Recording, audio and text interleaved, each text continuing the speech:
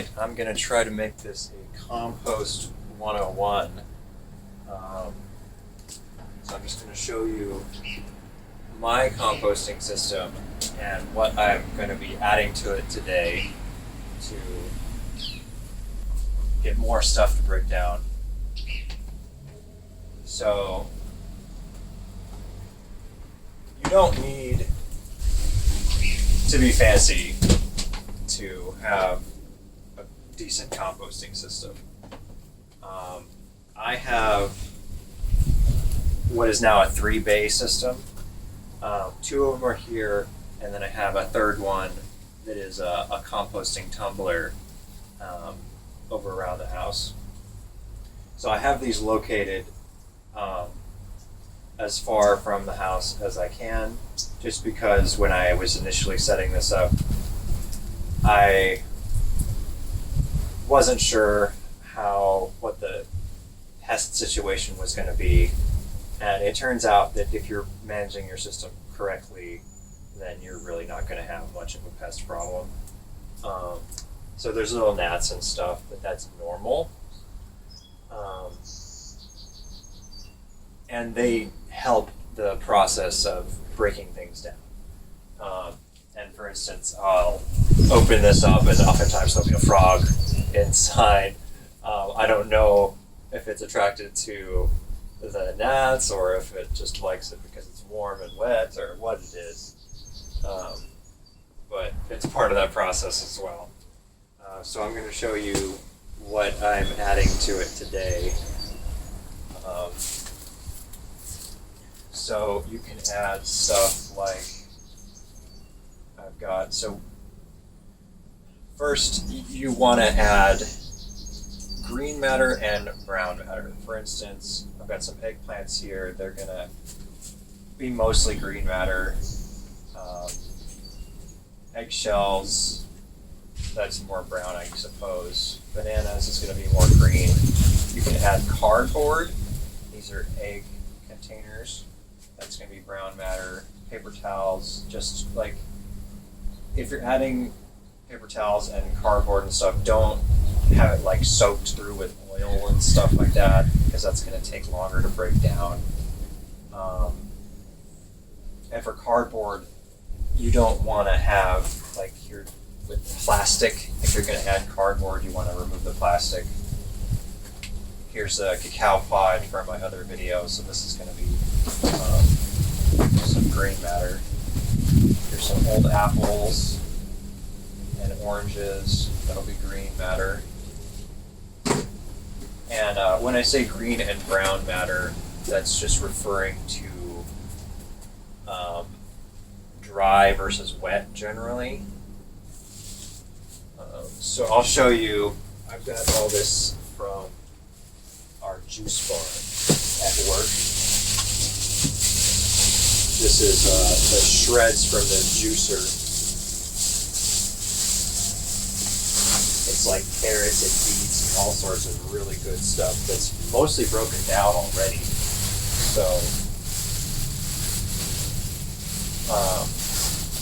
a few months ago I came in and looked at how this had progressed, and this stuff did so well, and you can tell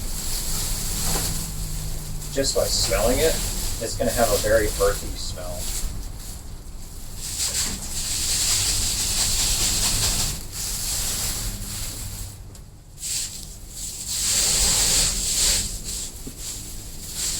And I'll add this cardboard right now.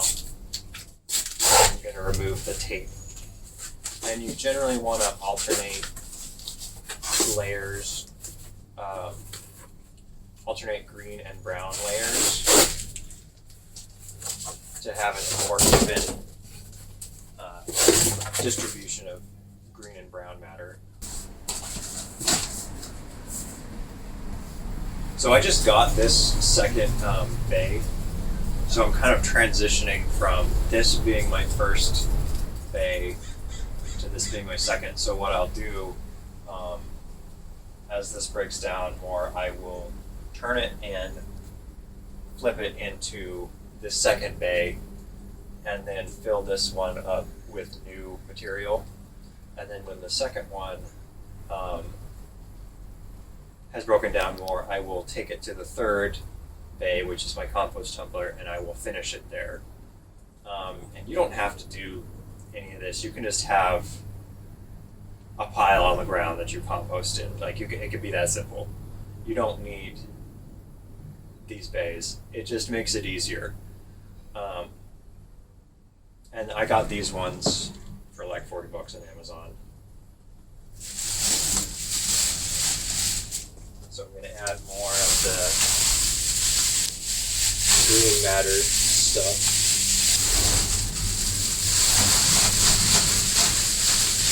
And if you open up your compost and find that it has like an abundance of, say, like grubs or things like that, that can be normal too. If it bothers you, you can just adjust the ratio of how much green matter to brown matter you're putting in, and they'll generally go away. So I've only seen it once so far since I started composting systems, and I was concerned about it, and I did some research, and it is part of the normal process, and it generally means that your compost is healthy to have those critters, because they're helping facilitate the process of breaking down the material. And since that first time I saw them, I haven't seen them again. So I'm not sure if that's good or bad. Maybe my compost isn't good enough for them anymore. But I was concerned about them at the time, and I haven't seen them again. So if it's been hot, then you do want to check on your compost and make sure that it's not drying out. If it dries out, then it's going to stop breaking down as best as it can. So you may find that you have to come and water your compost. Just check on it and see if it needs it. So I'm going to water mine a little bit today.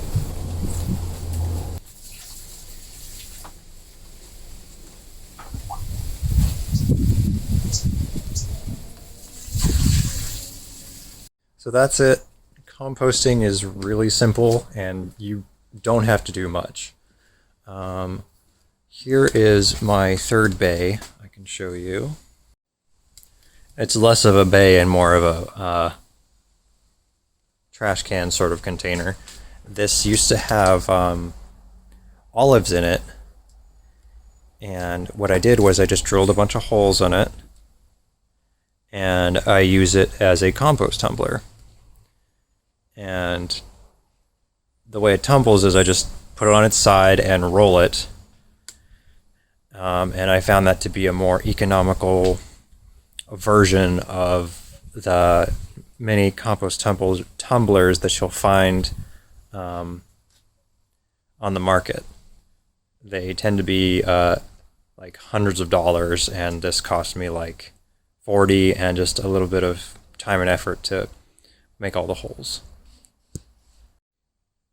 Oh, and this is where I keep my compost bucket. That's just a convenient way to throw kitchen scraps and other things out the back door, and then when it's full, I walk it over to my compost. So it's a pretty simple system overall, very very low maintenance, I should say.